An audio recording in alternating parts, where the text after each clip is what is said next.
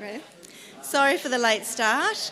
I'm just always really grateful when we have IT support, because if it was up to me to sort this out, I would still be sitting here for another 45 minutes. So thank you very much for coming to our concurrent session this afternoon on the post-concussion syndrome, the lived experience. Without further ado, I'd like to introduce our first wonderful speaker for this afternoon. It's often very difficult to talk about a lived experience, so the people that do share their experiences are very brave, so I appreciate them speaking this afternoon. Our first speaker is Charlotte Stocker. Please welcome Charlotte.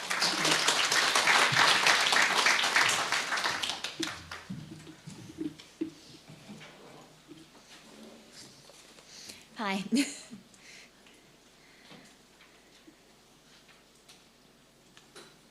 All right. I've never done anything like this before. I've done a lot of essays, speeches, debates, but all of those things I found quite easy because all I had to do was research it and then use that. But this is a whole different ballgame. Having to actually write about yourself and really, really think about it before you write it down, it's hard. And if anyone's curious how many words that I did write about myself, it's over 2,600. I put this off for much longer than I probably should have. I had a great plan a few years ago. I thought that I'd sit down really early, months to spare. I'd write it all out. I'd have time. I'd practice it every single day. I'd have it all memorised before I had to stand up here and present it. But as with most things, that did not happen.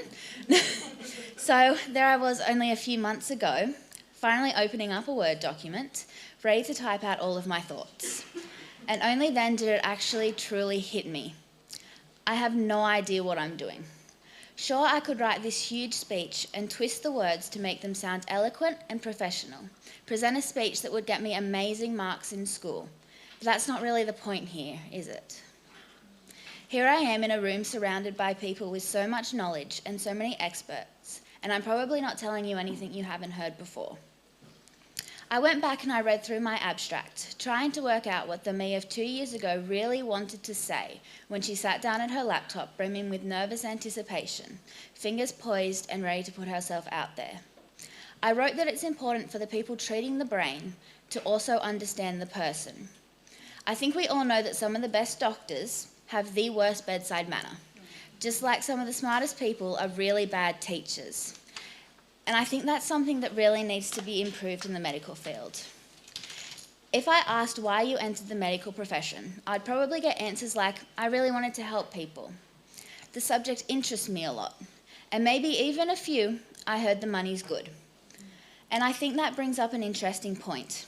You can learn and research and experiment, but does any of that really matter if you're not actually helping people? If a patient walks out of your room feeling like life isn't worth living, I'd say no, not really. You're probably thinking, who am I to stand up here and tell you how to do your job after all you've been through and all of the hard work and difficult hours that you put in? And you're right, I have no qualifications. I only have my experiences and feelings. But then again, you're all sitting here at a conference created to spread knowledge about brain injuries with a particular interest in lived experiences. So who's to say that I can't? Can I clap you now? Thank you. In 2018, my life changed. Whether it was for the better or worse, I'm not sure. I'll let you know when I work it out. I suffered a mild traumatic brain injury while sailing for my very first time. We were on a lake that was extremely choppy. There were whitecaps everywhere, and all of the boats were capsizing, even those of the more experienced sailors. My boat was over, and I was on the opposite side to that of my crew, so I started swimming to get to them. The wind picked up and swung the rudder of the boat into my right temple. I still don't know whether I passed out or not. After speaking to so many people, we think that I did, but I still can't remember. What I do remember is helping right the boat, but not getting in. I was too out of it, too spacey, and I couldn't lift myself into that boat. I went so single-minded, it was like tunnel vision. I just had to focus, keep moving. I couldn't stop, because if I stopped, I knew that I was done. I would completely fall apart. I was over 3 hours away from home, away from my family. I just kept pushing. I left that lake on a bus and went straight into learning archery. I couldn't focus. My head was pounding, and I remember feeling a lump. I asked my friend if she could see or feel a lump about 100 times during that session. And after that activity finally finished, I actually went to the nurse. There was already another girl in the room. She was laying on the medical bed. There was only one of them. And she was clearly hurt and crying. So I sat in the chair that they put me on, and I tried to be okay. I was sent to the hospital. Let me paint a picture for you. A very sheltered 15-year-old girl who rarely goes anywhere without her mother, being taken away in an ambulance, an hour away from camp and all of her friends, with no familiar adults in sight. Just 2 male paramedics who didn't seem attentive, who didn't seem to realise there was anything wrong with me. They didn't even ensure I stayed awake. We got to the hospital and I had to walk from the ambulance bay into the triage bay, which was nothing like I'd ever experienced at the John Hunter. It was a small office with one nurse, asking me a few questions about what happened before sending me away to the front desk to fill out all of this information that I didn't have. A 15-year-old child all alone, scared and in pain, extremely vulnerable. I remember crying over the forms that I was handed before calling my mum, trying to hold it together as I asked for my Medicare number and private health information. I couldn't even remember my name. I sat there for a very long time before I was taken into a small examination room and asked a few more questions. I was showed some cards that I had to try and remember, and I was given a leaflet on concussions before being sent back out into the waiting room for a few hours to be monitored and to see if I could recall the information. I remember being so scared. No one in that building really cared. I mean, sure, it was their job to make sure that I didn't die, but there wasn't a single person who would put my life before theirs in the way that a mother would. I was hungry and in pain, running on adrenaline, and I just wanted to go home, crawl into a bed, and never leave it. I was finally called back and showed into a room where I was left alone to wait for the doctor. Do you remember those cards that I mentioned? The ones that I was supposed to remember. They were sitting on the desk, and they were the first thing that I saw when I walked into that room. I couldn't remember what they showed me. And when the doctor asked me what those cards were, I told her. And I mean, why wouldn't I? I just wanted to go home. I kept trying to tell everyone that I was fine. Everything was okay, just a little headache, nothing to worry about. And that worked for a few days, until my mother had enough of listening to me and drove to pick me up. The day after that, I ended up back in the hospital. I was barely functioning. I couldn't understand anything. The triage nurse at the John tried to tell me something, and I just burst into tears because I couldn't understand what words she was actually saying and what they meant. The doctors there ordered a CT of my brain, which probably should have happened the first time, and took me in back so I could lay down. The scan showed swelling and tearing, but no big bleeds, and there wasn't really anything they could do. I went home, where I stayed in bed until the first day of school. I was determined to go. Despite everything else going on, I was so worried about not being there that first day to get my locker and pick the seats that I wanted in all of my classes, that the fact that I could barely stand, that my head was pounding and my vision was blurry, was completely inconsequential. I was sent home by the principal, and I was told that I could not return without medical clearance. So I went back to bed, and I stayed there for months, day in and day out. I saw my GP every other day, but that was it for my social interactions. I saw so many doctors, everyone from neuropsychologists to clinical psychologists, but nothing was getting better, it was getting worse. My mother was and is my rock. She guided me through the endless days and put together a team of specialists, the best of the best, in search of answers and treatments. If I had $1 for every time someone said to me, "We know that what you're experiencing is real, and it will improve. We just don't know when, or by how much, or how to quicken that process," I could have facilitated this conference with no help. We flew down to Melbourne twice, the first of which we were seen at one of the leading traumatic brain injury centres in Australia, and the second of which we attended our first ever Brain Injury Australia conference. The trips were extremely trying on my body. I felt exhausted, simply going through the motions of the day like a zombie. But looking back, I no longer feel shrouded by those negative experiences, and instead I focus most predominantly on the good, on being higher than the clouds, and seeing our world and lives becoming so small that for a second I could relax. I focus on the joy and privilege that I got to be in the heart of Victoria, immersed in the history and the cultures there. Over the past few years, I have seen more specialists than most members of my family have combined. And every single time I managed to get an appointment with someone extremely knowledgeable, I felt every cell in my being whispering to me that there is something better on the horizon, that there is a different path, a path of less heartache.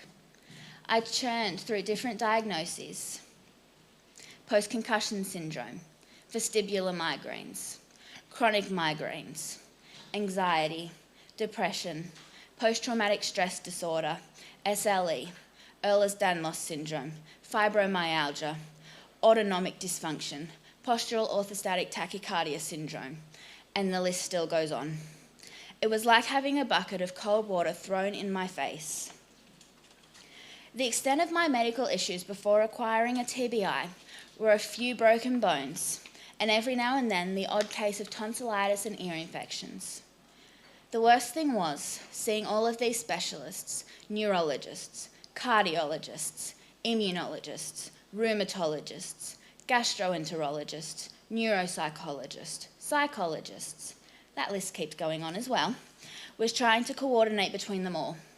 It felt like my life was a game of tennis, being thrown between people and labelled with different conditions, but nothing ever happening to actually improve my day-to-day life, other than prescribing me so many drugs that I rattle when I walk. I have felt like my life was on hold. It was frozen in time. I was sitting there in hospitals and doctors' offices, watching my friends graduate and start the degrees I had set my heart on.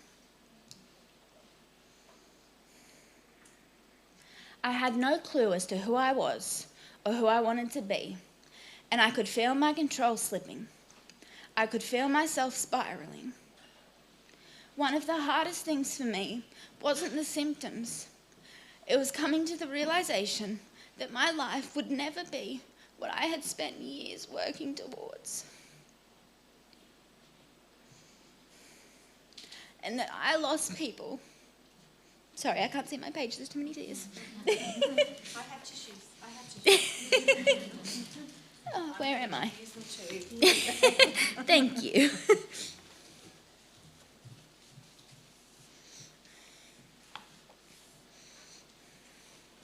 I lost people that played critical roles in my life purely because I started to move away from the things that I loved.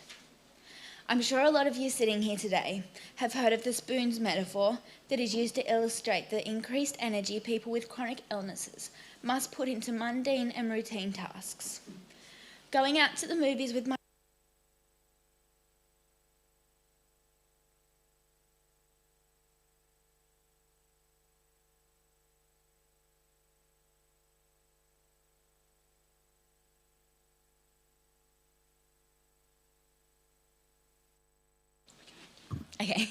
I could no longer get a text about having lunch later that day and immediately say yes. I had to say no. And even when I could go out and socialise, it was never the same. It was always, oh, Charlotte can't be in the sun because she's on this medication. And if we go out for dinner, she needs to take her medication, and then she has to leave shortly after because of the side effects. We can't go here because it is too far away. We can't do that because of the walking and the sun. And even the small number of things that I could actually do, most of the time I had to cancel at the last minute because I woke up with a migraine, or I stood up and fainted right there in my living room.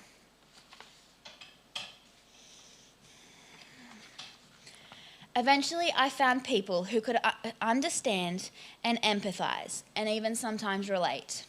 I feel blessed to have these people in my life and don't know where I would be without them coming into my home and making it feel less lonely. However, there are still holes from the people who drifted away, storylines that were never closed and that may never be closed. There are still Pinterest boards of inspiration for formals that I will never attend. And it hurts, knowing that this isn't just my past. It's a cycle, and I can sense it and see it still happening today.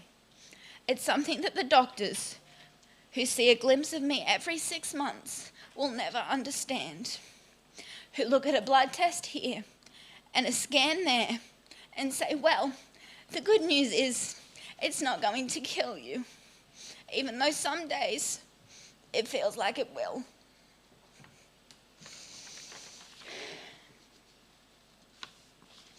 Something that I have come to realise is that it's okay to feel these things.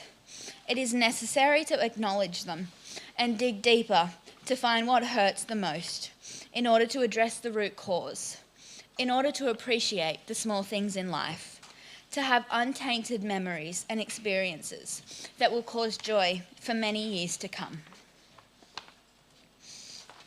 I spend my days now travelling with people more knowledgeable and worldly than I ever will be, and it enriches my life and my soul. I find myself in places of Australia that I never would have thought to visit if not for that accident in 2018.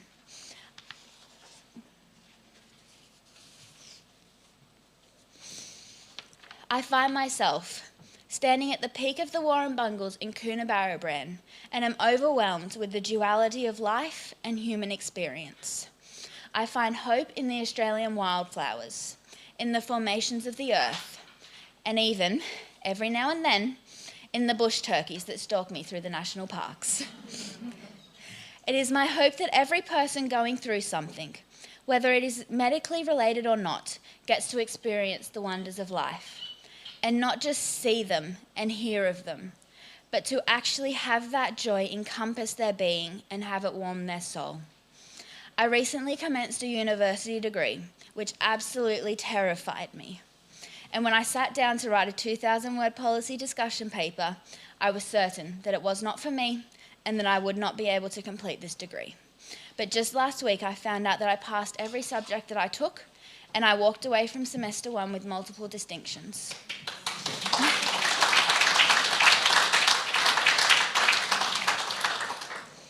I still don't know how I will ever complete the 15,000 words thesis that I need to do to actually graduate, but I don't know a lot of things, and that doesn't mean they won't happen.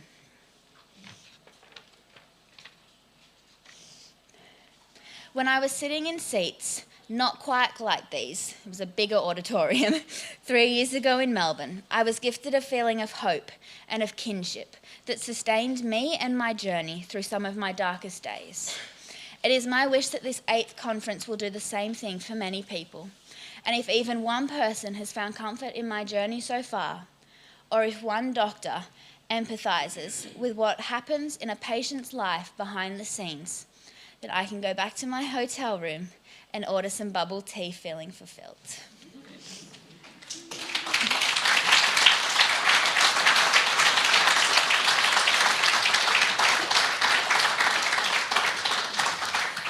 Thank you, Charlotte. That must have been very difficult. I think it should be against the rules to make the chairperson cry. So, thank you. Okay. It really should be against the rules. Next, we have a presentation via Zoom. We have Megan Arundel, and our lovely tech person will put that up now. Thank you. Hi, everyone. I'm presenting via Zoom because it was hard to get there at short notice, but as of yesterday, I've also developed a cough and a fever, hopefully not COVID, but I bet you're all especially glad I'm not there in person today. So my name's Megan Arundel, and I'm here to talk to you about my experience of post-concussion syndrome. I'm a teacher of the deaf, and I developed post-concussion syndrome after a head injury in 2018.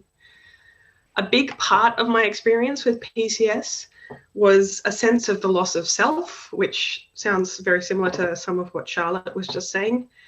So that is part of what I'm going to focus on today. But I am also going to highlight some areas where I feel like certain medical professionals have let me down, just to try to start a conversation about how we could improve those in the long run.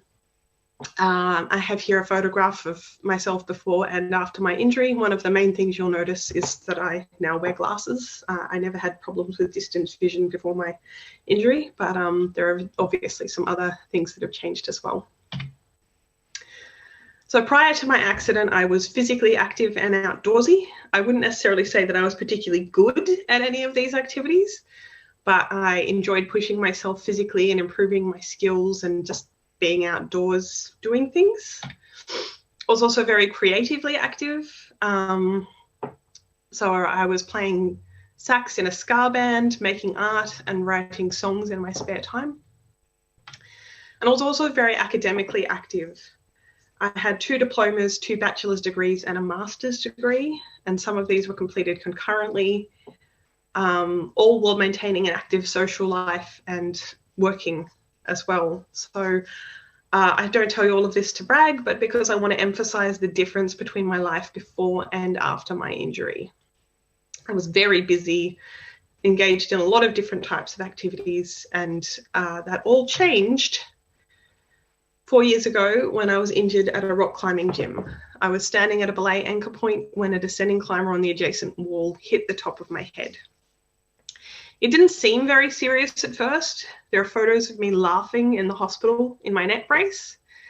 And I want to emphasize this because a lot of medical practitioners I saw after my accident said or implied that my ongoing symptoms were akin to something like PTSD.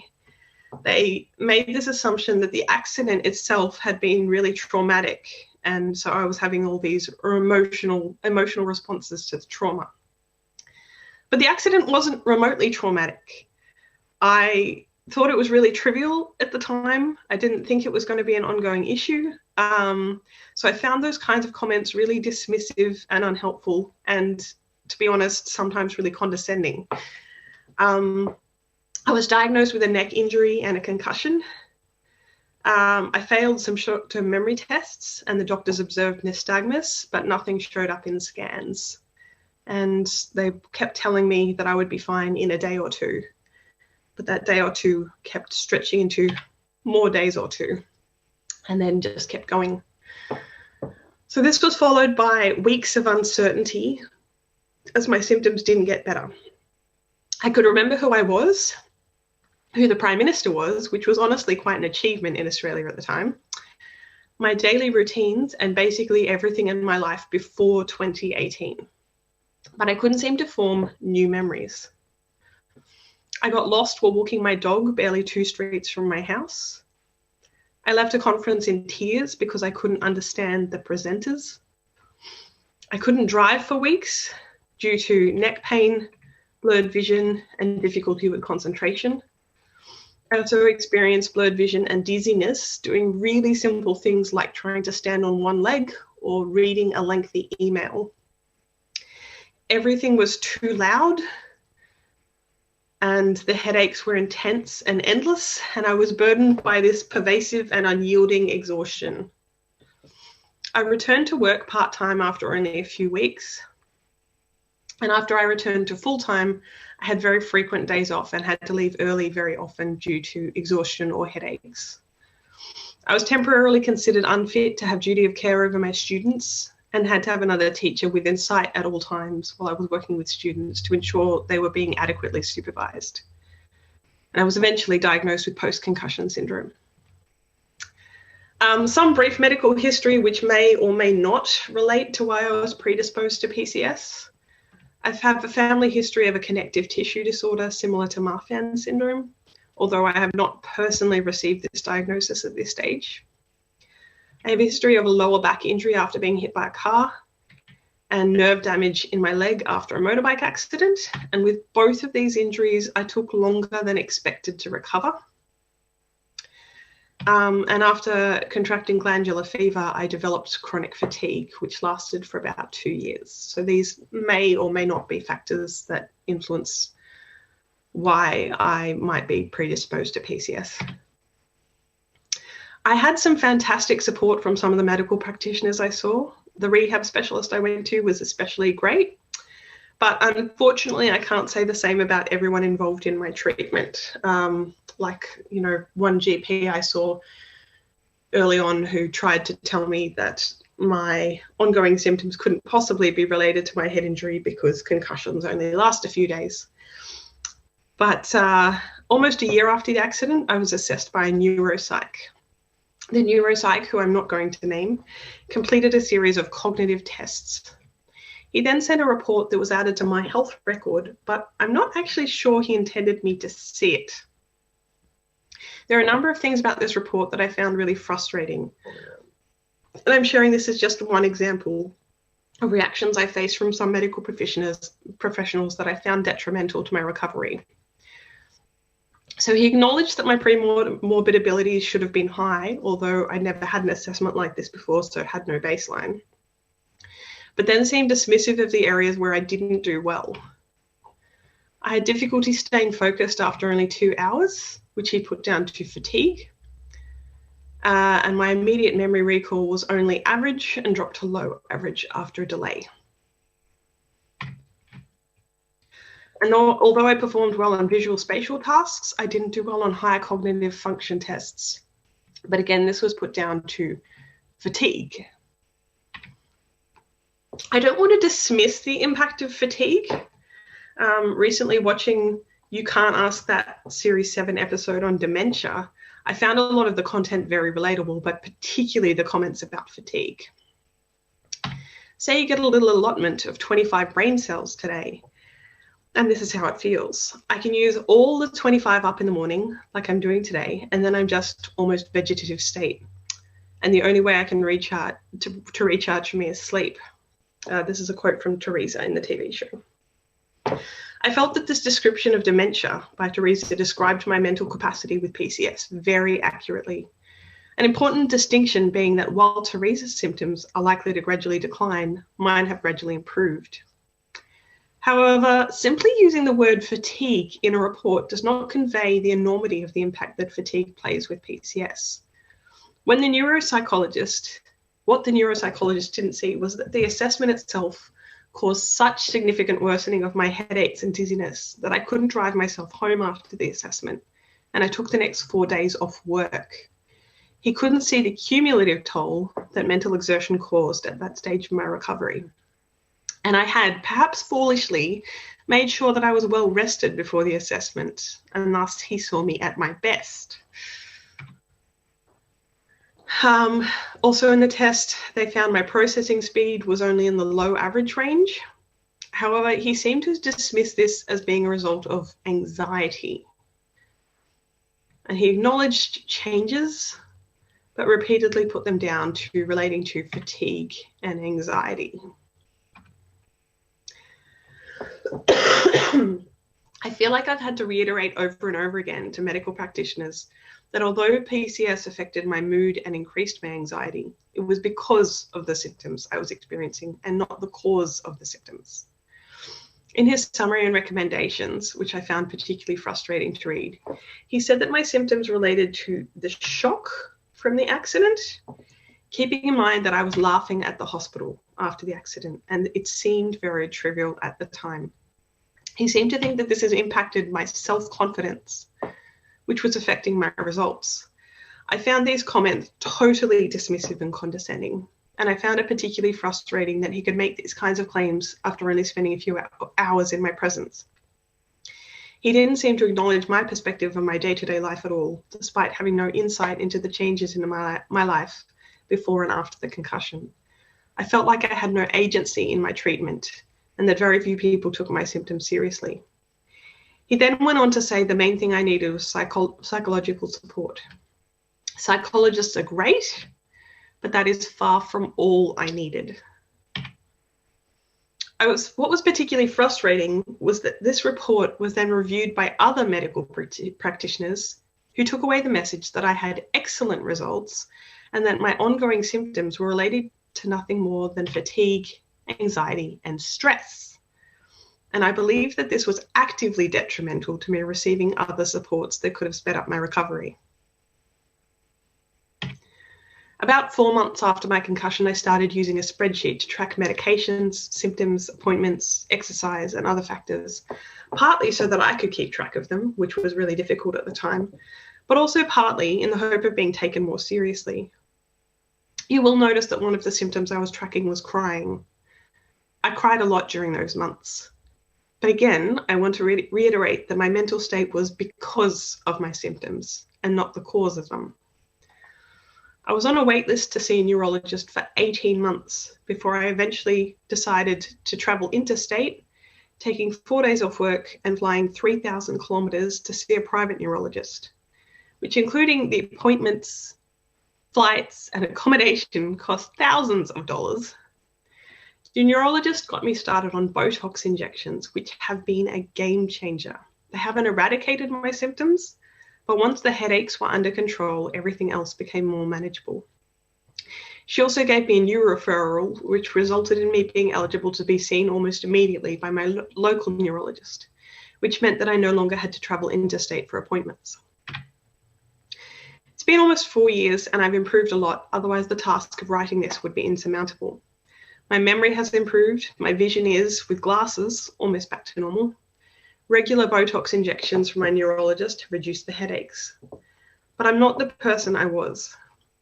Physical or mental exertion often leave me dizzy, tired, and struggling to concentrate. Almost every day I finish work with a headache and come home to sleep. I save all my energy for the weekends in the hope of feeling capable of leaving the house for 1 or 2 social interactions. Noise has become physically painful, so I always carry earplugs. I used to love going to live gigs, but now I can't stand them. I feel very much that the self I was before my injury is gone.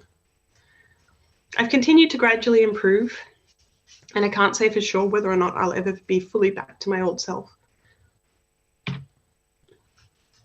The current version of me doesn't play much music, read many novels, engage in much vigorous sporting activity, or create much art, and certainly doesn't engage in weeknight social activities. Instead, my weeknights usually involve a 1 to 2 hour nap after I finish work, followed by eating dinner in front of the TV and going to bed early. My life is much less exciting. But that doesn't mean my life has stopped. I've managed to complete my second master's degree, although it took a year longer than originally planned, and I had to request adjustments from the Disability Services team. I've got into some digital art, got engaged, and I'm expecting my first child next month. My symptoms have improved drastically over the past 4 years. I may never be back to who I was, but I am now at a stage where I'm optimistic about the future.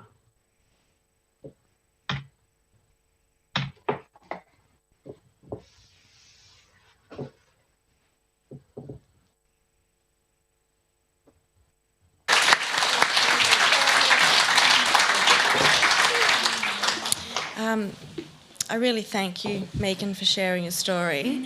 I would really like to say that I'm shocked at how you've been treated, and I'm shocked at some of your reports. And sadly, it is an all too common experience for a lot of people who've experienced a mild traumatic brain injury or concussion. I think the good news is, along with your story and with Charlotte's, is that you have such incredible resilience that you've managed to find your way through, to find a space in your life where there's some joy and there's some peace and there's some good things that happen for you. So I applaud your resilience and your courage, and I really appreciate you sharing your story today. So thank you so much. And I understand you'll be staying for some questions on Zoom, so I hope that doesn't wipe out your entire day of 25 cells. I'd like to now introduce our next speaker, Tali Van Piper. So thanks, Tali.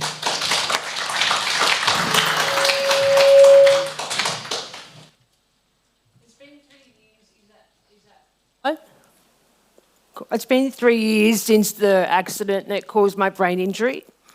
I still have bad days, There have been many ups and downs, many. Certainly, I am changed forever.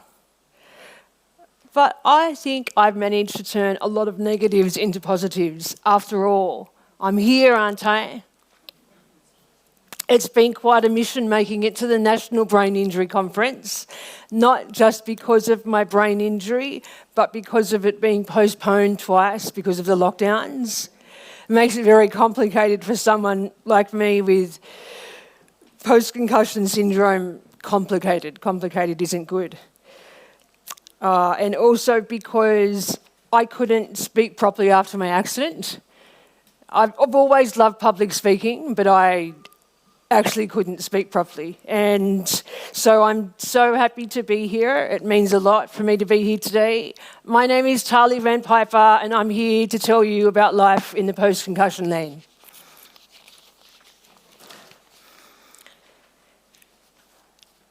I have had concussions before in my life. I remember the moment when I sensed that this concussion was very different. I was at the hospital for the second time since my accident. It was a few days after my accident, and I'd gone back because I knew something just wasn't right. I was forgetting simple things, everything felt wobbly, and then the nurse gave me the phone number for the concussion clinic at the Epworth in Hawthorn in Melbourne. And within 2 weeks I had an appointment, and I was there for 12 months as an outpatient. It was almost like a job because I wasn't able to work, but I was there 4 days a week often. Yeah, I had rehab for things, including like from my speech, from my nausea, dizziness, headaches, sleep problems, and emotional outbursts. They're not fun. I still do rehabilitation now, but it looks a bit different. I don't spend as much time with health professionals, but to give you an idea, I see the psychologist, the speech therapist, I do hydrotherapy, I see a sleep doctor, I have acupuncture, but I spend a lot more time on my own now, and I'm working on rebuilding my life in a very different way to what it looked like before. Living with post-concussion syndrome is definitely not for the faint-hearted. My mum's here, I'm sure she could attest to that. But I don't just want to stand here today and talk about my symptoms and the difficulties that I have had since my accidents. I want to talk to you about positive things because a lot of positive things have actually come out of my situation.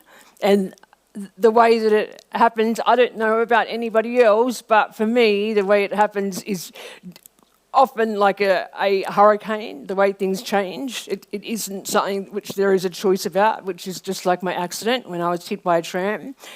But it changed my life, and a lot of good things have come out of it. Being really unwell and not being able to get up off the couch, the mind still, the mind is still able to think. And there were a lot of times where there were negative thoughts, but I have managed to achieve goals. I managed to study. I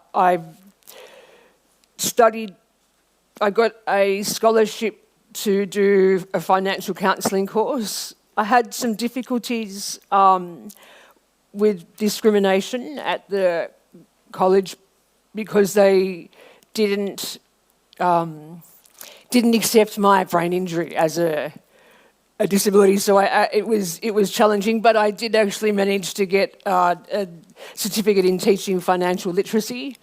So that's something that I can actually do now, and I have a lot of interest and goals in teaching financial literacy to people with a brain injury. So that's one of the positive things that has come out of it, and I have been working towards paving a better future for myself. And It doesn't seem very long compared to everybody else's. And I don't have any photos. I had to really keep things simple. When I got the emails for this, the emails that were like discussing the presentations, the technical details, it was so complicated for me. It was so overwhelming, and I